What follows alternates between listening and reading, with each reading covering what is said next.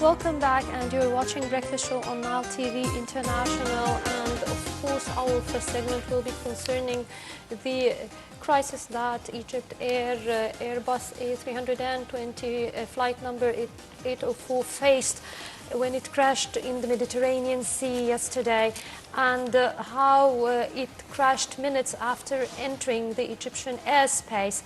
And joining us in the studio today to shed more light on that sorrowful or mournful accident is engineer Mr. Hassan Shaban, and he's a political analyst. Welcome with us.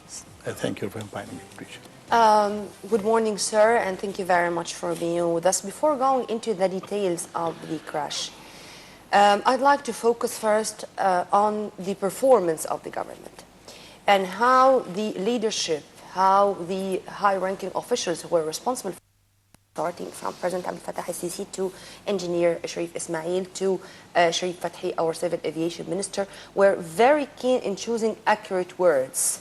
I mean, not to jump into conclusions, not to use the word hijacked or crashed or what.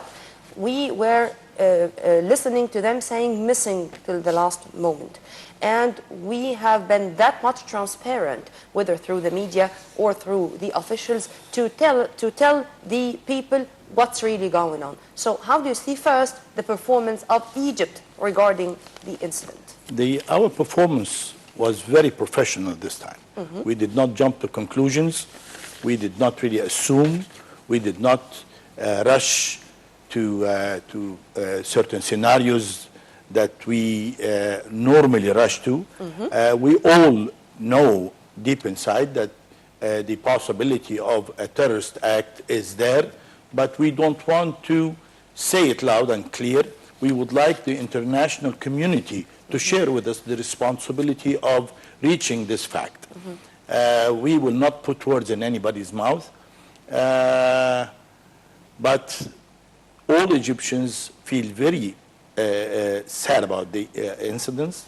We grieve the lost ones, and I think from the international show that is now in the area of the accident, and I think everybody feels the great responsibility of reaching the truth. And I really appreciate the performance of our government, and I hope that this will be our style of, issuing political statements in the future. In general.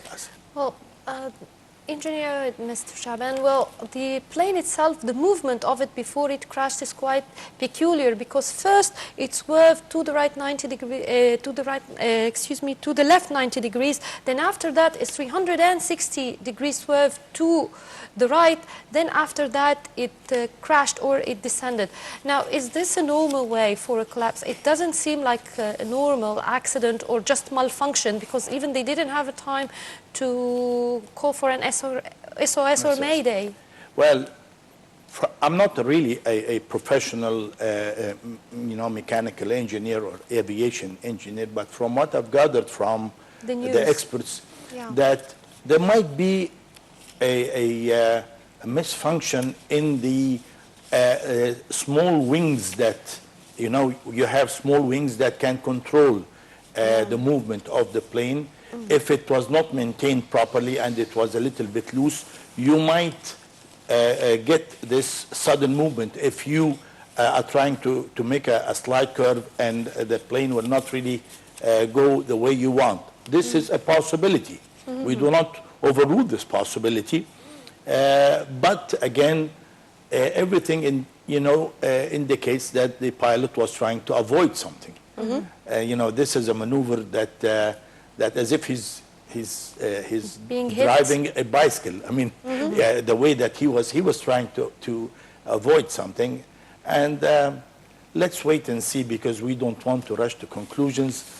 But this is an act where, the international community lost the Russian plane a few months ago, a plane leaving the Egyptian ground, going to Russia. This time we have a plane coming from Europe, from a friendly country, to Egypt. And I think if this is a terrorist act, I think somebody is trying to form like a seizure. We are going to discuss this possibility in detail, sir. But before going into the details of this possibility, because this is exactly what our civil aviation minister said, that he said it, let me quote him, because I'm going to be also, I'll try also to be that accurate. A terrorist attack was more likely than a technical failure. And here he was speaking as a pilot first rather than a minister. But before going into details to analyze this possibility, let's move to the international community reaction, the sympathy with Egypt, the cables and phones of condolences to President Abdel Fattah el-Sisi, the offers of sending technical teams and investigators to help the Egyptians, just revealing the mysterious issues surrounding this accident. How do you see this? How do you see the world looking at Egypt? Well, actually, we received a lot of sympathy, definitely. We've been getting a lot of support from a lot of friendly countries, and the international community is supporting us. And I think Egypt should act in the same manner like Russia acted when they lost their plane. I mean, we would like the international community actually to participate. So if there is anything that we don't want to point fingers to anybody, but if the international community shares with us the responsibility of identifying who is behind this terrorist act, if it is a terrorist act, this will be to our benefit in Egypt. So it is to the best interest of Egypt to get everybody with us into this matter, because we need the international support. Well, if it is a terrorist attack, and there are several scenarios that the media mentioned, actually it would be quite peculiar, because that aeroplane passed through several during the past 24 hours. So it passed via Cairo, Eritrea, Tunisia, and then landing in Charles de Gaulle. So actually, the last spot, which is France, should be the place which should be investigated more thoroughly. Don't you agree, sir? If there is, we're saying if it is a scenario of a bomb or a terrorist I don't know attack. what are the security measures in Charles de Gaulle, but I know it's very strict. One of the most tight, right, or the tightest. But again, the plane have stopped in Tunisia, and they stopped in certain Eritrea locations, as well. right? I think something could have actually been implanted in the plane and been very quiet and activated in a certain time. I think no matter what security measures are, I still think that technology could beat the regular security measures. I do not doubt the thorough investigations in the Charles de Gaulle airport, but I still believe that when somebody plans something and he knows what are the regulations in the Charles de Gaulle... But what you're saying, sir, is indicating that intelligence agencies of superpowers are to be behind the incident if this scenario is to be discovered the way you've kindly mentioned. But let me here focus a little bit on who should investigate. Because the chief Egyptian investigator, Ayman al-Muqaddim, is heading the committee of investigators from UK and from France, a representative, of course, from Airbus. But also the international rules are saying that another side can be included. The company which produced the engine, and it's American. And till the moment, we have not accepted this part to take place. Why? Bluntly. Because what happened more than 20 years ago, they tried to say that our pilot al-Battuti committed suicide. And there was a report by CNN, which was unfortunately published yesterday, also indicating that this is one of the possibilities, even to the extent that Councillor Ahmed Abu Zaid, the official spokesperson of the Ministry of Foreign Affairs, the Egyptian Ministry of Foreign Affairs, said that this is showing disrespect to death and to the families of the martyrs who were on board. How do you see this situation? And who, in your opinion, should be included into the investigations committee? Whether we like it or not, the manufacturer of the engines should be included in the investigation, whether we like it or not. There is a number of major engine producers in the world, Pratt & Whitney, Rolls-Royce. I don't know in particular who is the engine manufacturer on this particular Airbus plane, but it is normal for any company, aviation company, to choose the specifications of the plane that they're going to purchase. And if we're buying an Airbus, we could tell the Airbus manufacturers that we want a Pratt & Whitney or a Rolls-Royce or whatever engine that we choose.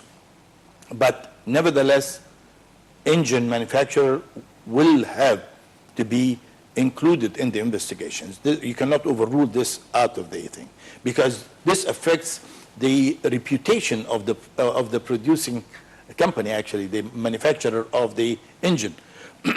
And a group of experts will have to participate in this. A body of the plane, the electronic gimmicks on the pilot cockpit. All of this will have to be investigated. We will not overrule anything. From what I've gathered, that the plane crashed in the deepest spot in the Mediterranean, which is 3,000 meters depth, which is a very deep area. Hopefully, still, that we could locate the black box that was on board of this plane. Still, all the possibilities are open, but we will not be able to prevent anybody from participating in the investigations because it affects a lot. If you permit me, sir, and if you permit me, Rasha, let's just quote Khalid El-Gamil, head of crew at EgyptAir, what he has said about the pilot on the plane MS-804. Muhammad Saeed Ali Shuqir, 15 years experience, was in charge of training and mentoring young pilots. He comes from a pilot family. His uncle was a high-ranking pilot at EgyptAir. His cousin is also a pilot. And he was very popular and was known for taking it upon himself to settle disputes. And if two colleagues were having ones, if this the psychic state of someone who would commit suicide, this is only a question to all of you. I would like to add something. Yeah. Once he entered the Greek airspace, he was joking with the control tower and spoke with them, greeted them in Greek. So actually, this is not the mood of anybody who wants to commit suicide. I mean, we're not really, facing a suicidal character. Also, the shape and the way the remains are found, if he had committed suicide, that means that the plane have crashed because he crashed in the sea in one piece. It wouldn't have been little bits and pieces of people as if there was an explosion. Also, there was a number of fishermen in the area who saw a fireball, actually. Right. So actually, let's wait and see, because definitely we need to know. We are just, sir, trying to say all the data we have to the people. Possibilities. This is part of the transparency we are adopting. We are not jumping into conclusions, but we are saying what we have. I was wondering, how come, the Mediterranean have a number of satellites all the time in the area? How come this instance was not really recorded and an immediate clarification was made? I think... There is a mystery? No, I think somebody knows what was going on and... doesn't want to say or declare it? I think we need to knock on the right doors. Well, everybody is eliminating a possibility of a missile attack, although flight MH17 from Amsterdam to Kuala Lumpur in 2014 was shot down, and it was flying at a height of 33,000 feet. So actually, although that needs a seaborne missile, but actually at 37,000 feet, if you have advanced weaponry, actually you can shoot down the plane. To be honest with you, I believe that anybody can do anything. Technology will not stop at anything anymore. Anybody can do anything. Let's stop here, as we do have via phone Mr. Walid Al-Battouti, the representative of the International Union of Touristic Guides in the Middle East. Thank you very much for being with us, sir. Also, we have to mention also that Walid actually is the nephew of the pilot Al-Battouti, the late pilot. Hello? Yes, hello. How are you? Good morning. Would you please raise your voice, sir? I can't hear you well. Well, can you hear me this way? Hello? Hello? Yes? Yes, I can hear you very well. Can you hear me? Yes, very good morning, sir, and thank you very much for being with us. We were speaking about the EgyptAir plane crash. If you want to elaborate on the incident in general from a panoramic view, I mean, how do you see it in general? Okay, well, first of all, you know, I have an experience of plane crashing, as I've been following plane crash accidents around the world since the 31st of October 1999, due to the fact, as your colleague just mentioned, my uncle was the late pilot of EgyptAir Flight 990 heading out from New York to Cairo. Of course, the similarity in this case, but we have to put in consideration one thing. That happened in 1999, and this one happened in 2016. The difference in technology, the difference in things that happen in saving planes and stuff like this, it is very big. So it's very childish to connect between EgyptAir 990 and between EgyptAir 804. And this is special dedication to CNN. Because CNN now is trying to rule the media of the world and the opinion of the world on a plane crash. You know, it's a simple plane crash, by the way. And it's very premature to speak about anything before the black boxes. Well, Mr. Walid, from your point of view, do you feel that this is a terrorist attack or an accident? How do you see it? Well, I see it in that we should right now try to comfort the families of the victims that was on this plane, and no one really should start saying things before the black boxes come out, number one. Number two, there is some things that I will elaborate on, such as this plane was delayed 40 minutes. Yes. I want you to read between the lines. I'm not going to say anything, but I want you to read between the lines. Just imagine if this plane had a sabotage and this plane did not do the delay in Paris, what would have happened after 40 minutes if the plane would have made it? Because from the point where the plane was to Cairo, where the plane was missing, right, it was between 33 to 34 minutes to be in Cairo airport. So imagine what was going to happen. The theory of airports and stuff like this, I have to put in consideration. I have to put in consideration that the relationship between Egypt and Russia led to the Russian flight. I have to point on the Italian relationship between Egypt and Italy and the support we have from Italy, and then we had this issue of Regini. And then, you know, the super great relationship between Egypt and France, of course, it would lead to a very strange thing. As an Egyptian, as a human being, of course, I have to think of these things, and I have to keep it in my mind that it's very strange coincidence. Now, we have CNN is 24/7 now, is leading to or trying to mislead the world by saying maybe this happened, Maybe this happened. You know that EgyptAir Flight 990 before in the past. What is this? My question to them, are you media people or are you flight experts? Right? Don't tell me that you bring me someone who's been on a plane and you address him as a flight expert, okay? Mm-hmm. And then CNN brings again facts and they say things as if it's facts. Mm-hmm. I want to add another thing. The two famous candidates in the presidential race in the United States, yes, they go in and they say things as if it's facts, mm-hmm. okay? Regarding the what does a plane crash happen between Europe and Africa has to do with the election in the United States. It is unhuman what they're doing because they talk about human rights. It is unhuman, right? Hillary Clinton, she gets involved talking about what might happen and as if she's a flight expert and as if it's this, you know, I would say, Mrs. Clinton, you should mind looking after your husband, okay?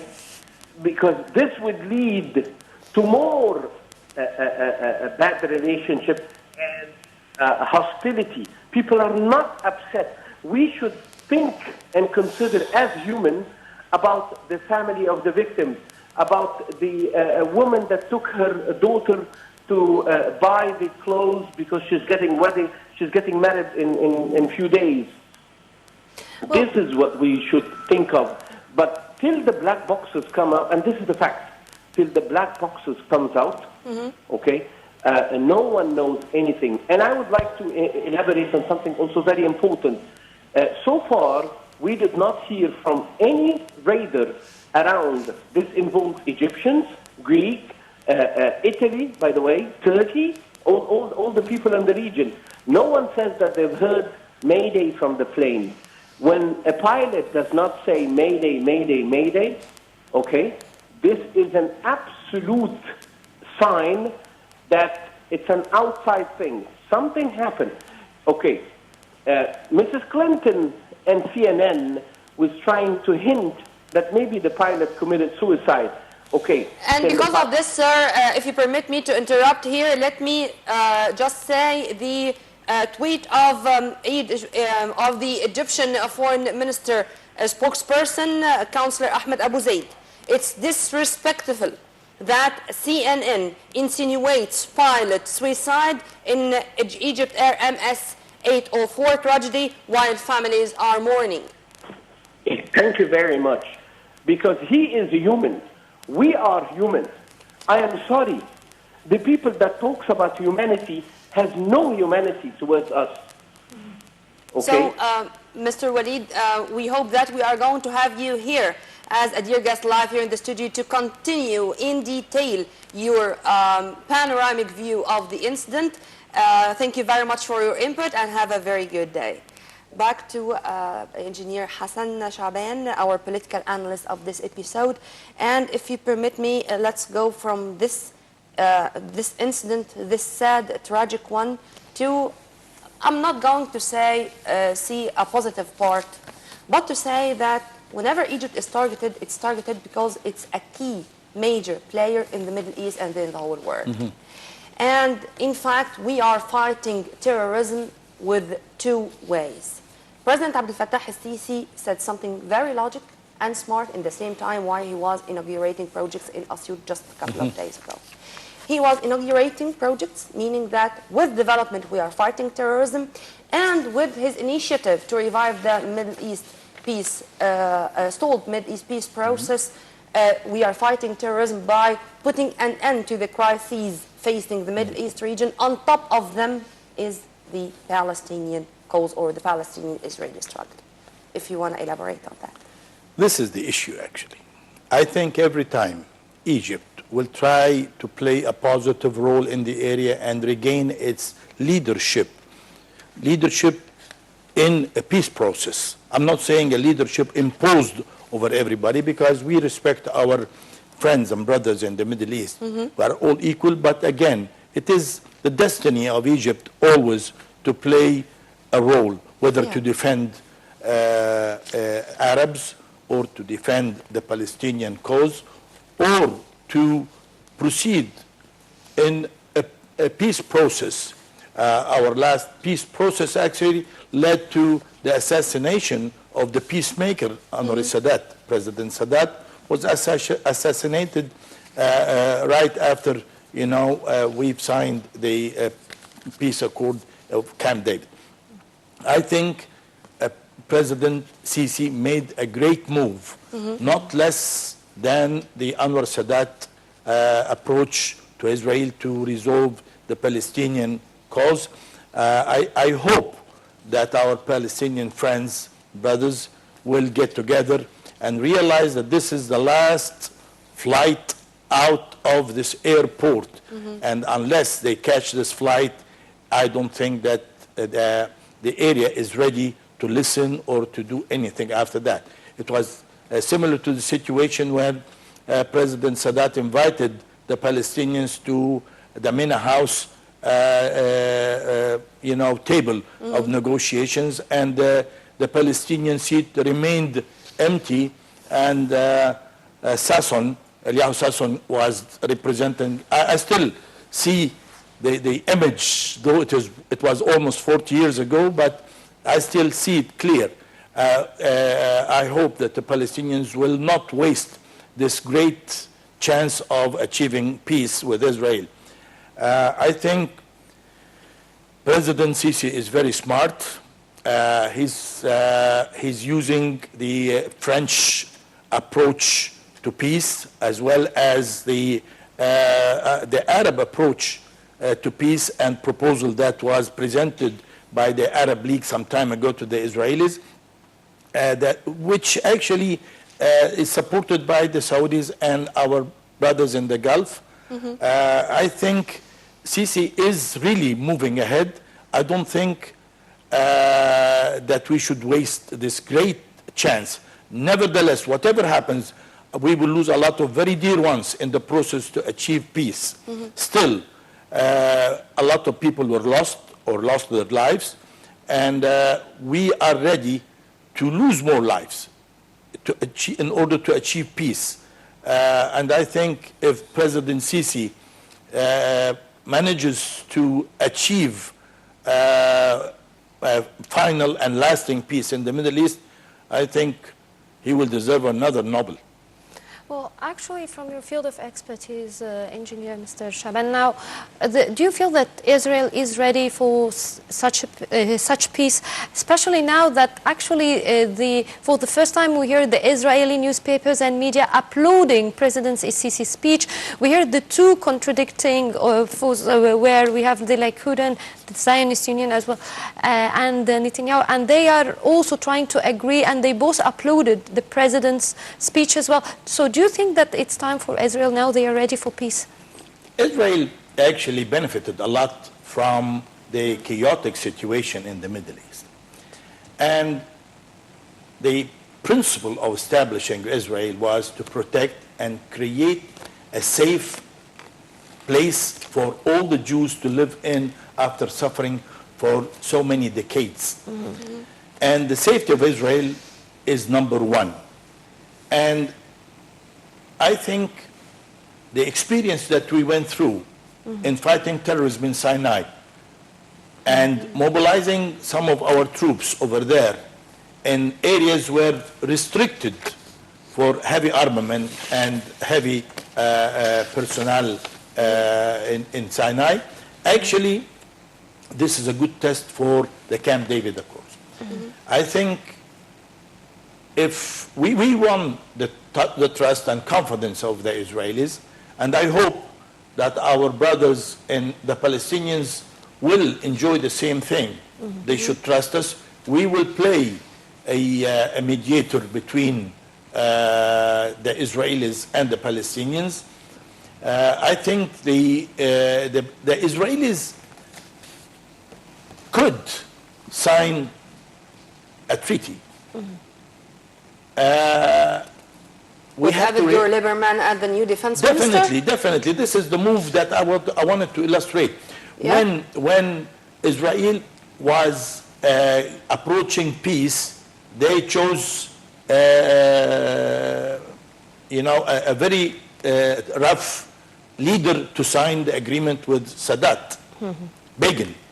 Begin was a very hardliner, and if a hardliner negotiates... He was a hardliner when, sir? He was still tasting the bitter defeat of October 73.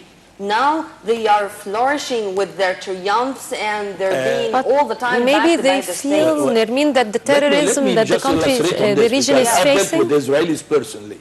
Israelis do not believe that they were defeated in the 1973 war. By the way, yes, they don't believe it. They do not admit that they were defeated. Then what's mahdal or at-taqsir in Arabic? Or I mean, they have made a committee, on that, sir. Right, I understand. But things were turning to their favor at one time, and this is what they're saying. I don't want to get into this evaluation of the 1973 because definitely it was a success to us. We crossed this canal that itself. And let's move to 2016 and to focus on what I was just saying about who is going to be the new defense minister of Israel. Avigdor Lieberman, when he was the foreign minister, he was not using diplomacy. He was not using diplomatic words. What he is going to use, what language he would use when he becomes the defense minister, sir? He will use the same foul language because if he changes, he will actually defeat the purpose.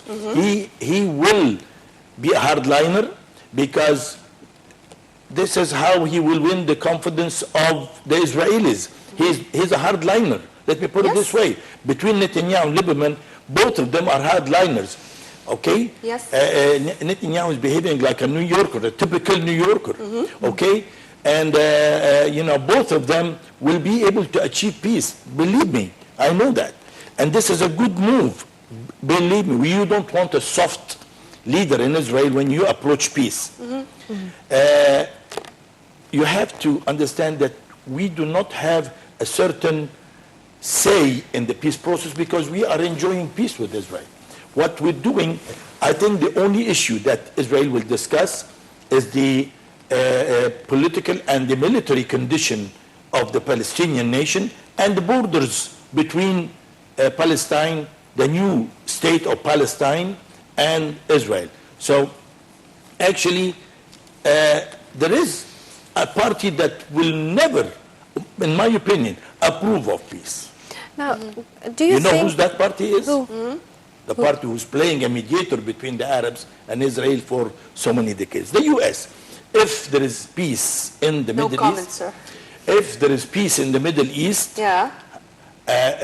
between the wealthy Arabs and the advanced technology of Israel, we will see a birth of a new era in the whole world.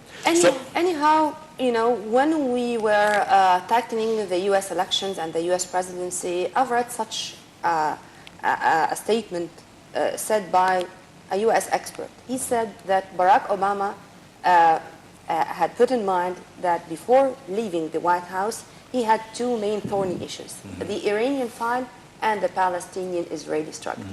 He has chosen to solve the Iranian file and to leave the Palestinian-Israeli issue to the coming president. So, do you believe so?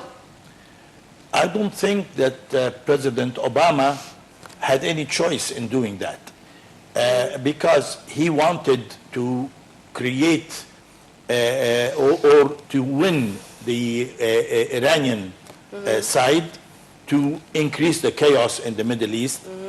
But I think we should prevent President Obama from achieving a success before he leaves and putting his fingerprints. No worries, sir. I don't think that he is going into another success.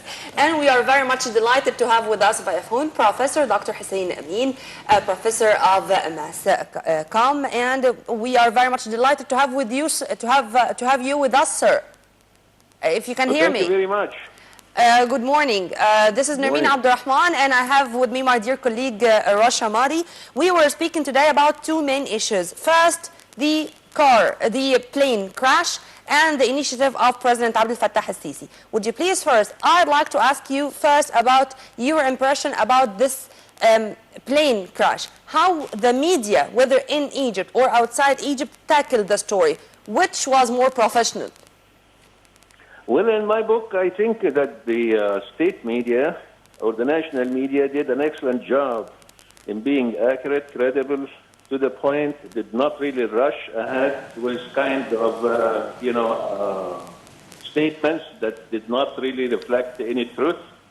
And even with the press conference was handled well from the Minister of Aviation and covered, I would say, professionally from the national media. I don't think that, on the other hand, the questions and the statements made by the foreign press correspondents were to the point or accurate. So I see that inside, the state media played a very meaningful role, especially Nile News and Nile TV and others.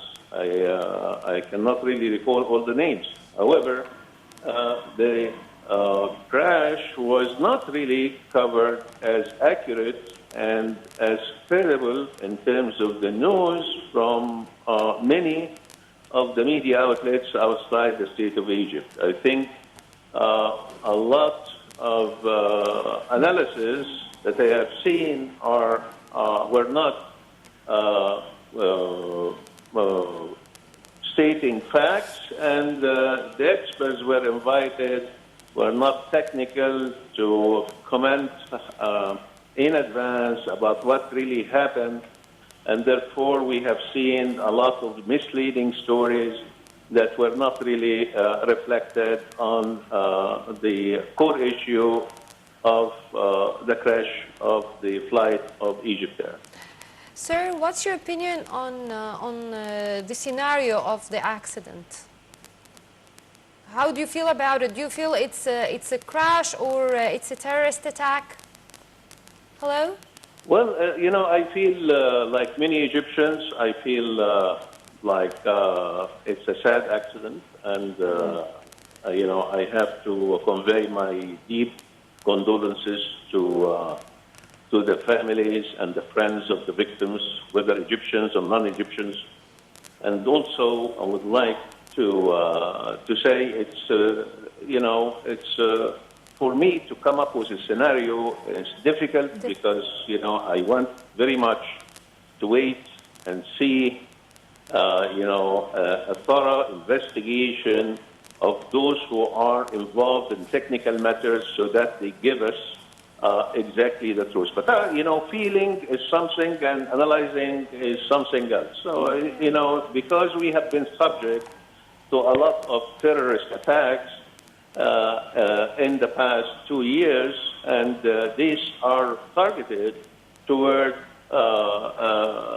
Egypt in general, but tourism in particular. I would say that, my feeling is leaning toward that this is an act of terror than anything else.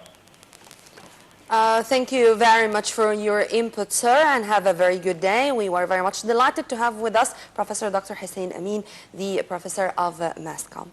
Well, Mr. Shaban, again, we're continuing our interview with you about the Israeli-Palestinian peace talks. Now, do you feel that France might play a better role than the United States as a mediator? Well, let's be honest. Mm-hmm. Yes, France will make the approach. Mm-hmm. France enjoys a very elite location in the European community. Mm-hmm. Mm-hmm. The negative and devious role that the U.S. plays might be exposed by France if things did not work in the right direction. So we have a party that really wants to solve the problem, mm-hmm. and the Americans, you cannot eliminate the Americans from the equation at all. Sure. Mm-hmm. Because they've invested a lot in Israel, mm-hmm. and, having this peace process might actually upset the whole American plan for the area. I think we have to be persistent. We have to insist in completing the process. Yeah. We are peacemakers, and we will continue to be peacemakers. We want to prove to the whole world that we are a peace-loving nation, and we would like this problem in the Middle East to be resolved. Somebody is investing this problem to act as a policeman in the area. Yeah. Always there, to secure oil supplies, gas supplies, whatever. We have to be smart. No matter what others would create obstacles for us, we have to be very patient and continue the process with friendly nations like France. And we should use also the chances we have. We have only 2 minutes to go. I'd like you, sir, to tell me exactly what we should do to use our position in the Security Council. We are heading the meetings of the Security Council for this month. And just a few weeks ago, our top diplomat just returned from New York after heading a very important session about the ideology of terrorism. How to use this, to use our position in the Security Council in May, using what's the surrounding, using the initiative, using our fight against terrorism to persuade the whole world that we should unite together for the sake of getting rid of this phenomenon. Well, 30 days is a very short period of time in international politics, but definitely it is time should be invested in creating an international public opinion to support our cause. I like to insinuate something. We have, everybody said the plane crashed 300 kilometers away from Alexandria, but at the same time, it crashed 250 kilometers away from the Gulf of Sirte, Libya. In Libya. So, and this is the biggest hostile gathering, in the area. This is a very important point. I'd like, a stronghold of Daesh. Definitely. Let's say. They have like 200,000 soldiers over there, roughly, highly trained, and have access to technology. Also, they have access to unmanned small islands in the Mediterranean area. Small islands could be used. Drones could be used? Right, because actually there is some deserted islands, very small islands, scattered all over the place. And this lies on the same airway that normally, which is known to everybody from Europe to Egypt airport. So actually, I think we should, through our efforts and support our cause, which is a peace cause. I think President Sisi speech, somebody is trying to abort that speech. It's a great speech. It is not less than Anwar Sadat's speech when he said that he was ready to go to Knesset. So I think let's keep our fingers crossed, and long live Egypt. Long live Egypt, indeed. Well, Engineer Mr. Hassan Shaban, thank you very much for this insightful interview. Thank you. Well, I guess go ahead, wrap it up. No, I mean, it's fine. I enjoyed my time as usual. It's time to say goodbye. Unfortunately, we're running out of time that quick, but tomorrow is another day with another crew. Stay tuned on Nile TV International always for more updates and details. My name is Nermina Abdurrahman, and I had all the pleasure to have with me my dear colleague, Rasha Madi. Thank you very much. Goodbye.